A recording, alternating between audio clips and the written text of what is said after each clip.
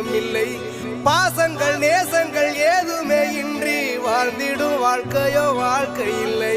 பிரிந்தே நாம் வாழ்கின்ற போதிலும் நினைவுகள் நம்மை சேர்த்திடுமே.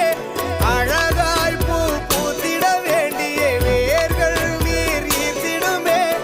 இன்னொரு ஜென்மம் அது கிடைத்தாலும் கூட இதுபோல் ஒரு சொந்தம் கிடைத்திட நாம்